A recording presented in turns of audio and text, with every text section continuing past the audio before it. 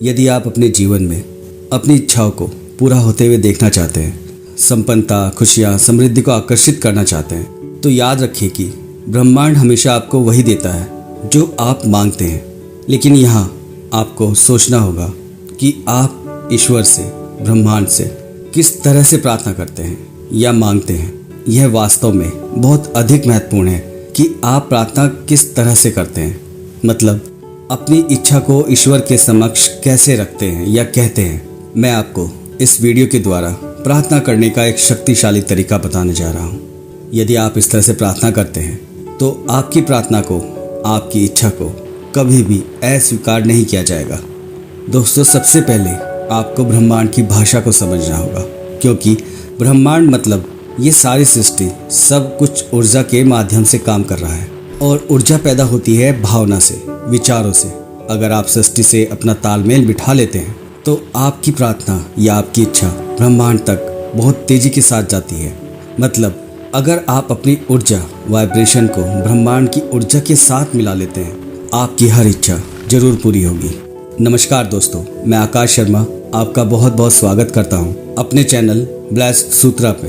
अगर आप पहली बार मुझे सुन रहे हैं तो चैनल को सब्सक्राइब जरूर कीजिएगा, क्योंकि ये चैनल हमेशा आपके सपनों का समर्थन करता है। दोस्तों, आप चाहे ईश्वर, ब्रह्मांड या सिर्फ सकारात्मक ऊर्जा, इनमें से किसी पर भी विश्वास करते हो या मानते हो, मैं आपको अब बताने जा रहा हूँ कि आप कैसे अपनी इच्छाओं को पूरा करने के लिए इन शक्तियों का उपयोग कर सकते हैं। अगर आप मेरे बताए इन स्टेप के थ्रू चलते हैं तो ये तय है कि आप जो भी मांगेंगे वह आपको जरूर प्राप्त होगा।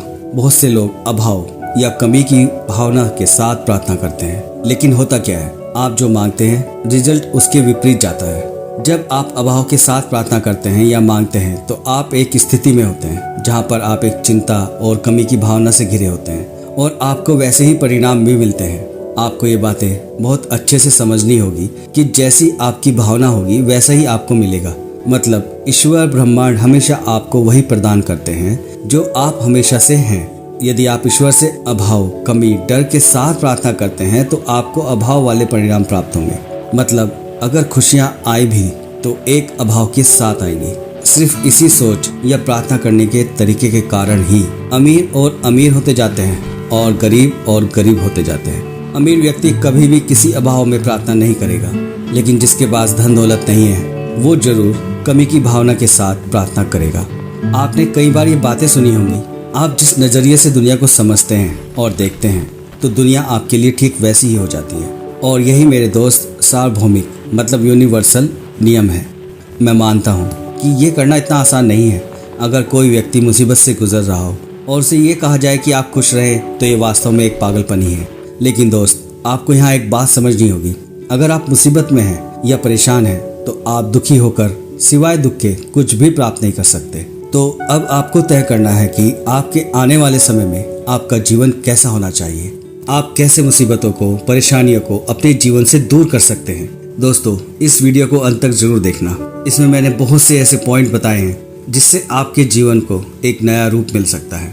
आप इस वीडियो की मदद से अपने जीवन को एक नया रूप दे सकते हैं। ब्रह्मांड आध्यात्मिक नियमों द्वारा शासित है, जो सटीक है और कभी विफल नहीं होता।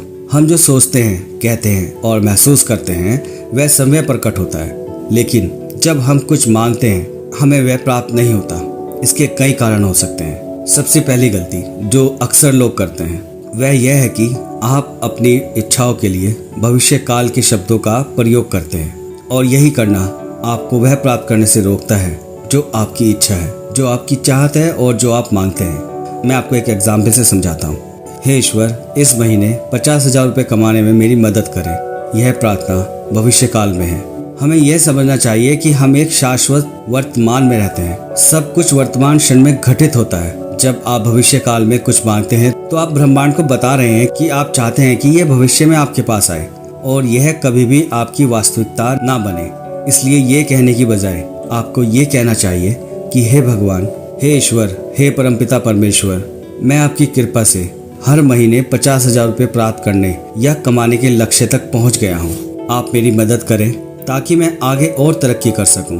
आपका बहुत बहुत धन्यवाद। दोस्तों, आपकी इच्छा के साथ जब आप आभार को जोड़ते हैं तो आपकी भावना और ऊंचाई तक जाती है।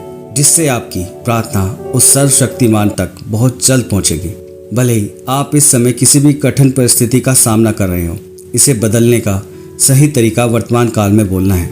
इसका अर्थ है अपनी इच्छाओं को व्यक्त करना जैसे कि वे वर्तमान क्षण में घटित हो रही हों, जैसे कि आपके पास पहले से ही वह है जो आप चाहते हैं। आपके विचार और भावनाएं अविश्वसनीय रूप से शक्तिशाली हैं, जिसकी आप कल्पना भी नहीं कर सकते। लेकिन अगर हम उन्हें भविष्य काल में कहते हैं तो वे सच नहीं होती, क्योंकि भविष्य तो भविष्य है, वह अस्तित्व में नहीं है।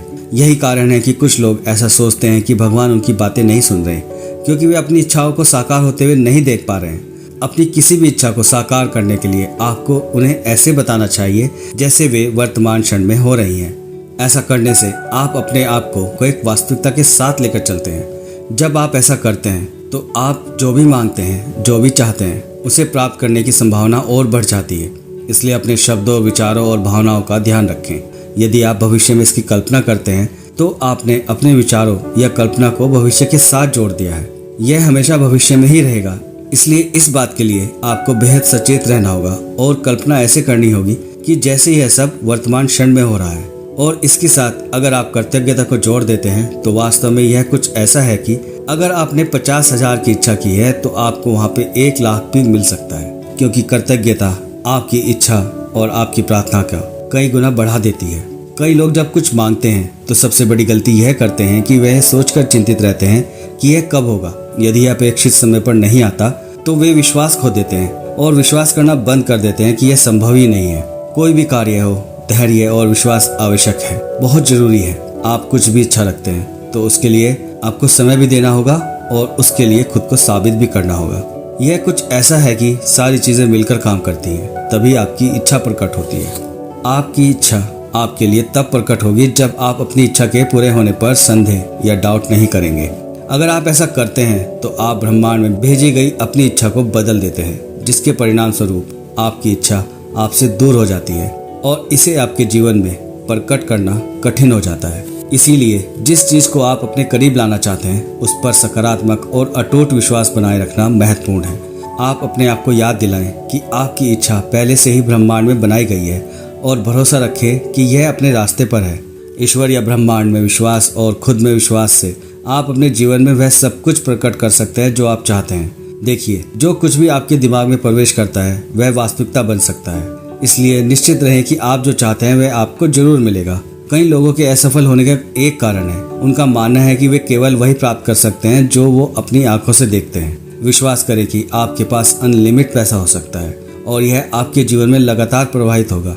लेकिन जब आप अपने विचारों को खुला रखेंगे तो ब्रह्मांड स्वचालित रूप से किसी न किसी माध्यम से आपके लिए अवसर जरूर लाएगा। दोस्तों, ऐसे लोगों से दूर हो जाएं जो हमेशा अभाव और कमी को महसूस करने की मानसिकता में जीते हैं। इसकी बजाय उस क्षण में विश्वास करना शुरू करें कि आप संपन्न, खुशहाल व्यक्ति हैं। आप संतुष्ट रहें और एक संतुष्ट व्यक्ति की मानसिकता को अपनाएं और विश्वास रखें कि आपके पास जीवन में आगे बढ़ने के लिए आवश्यक सभी चीजें हैं।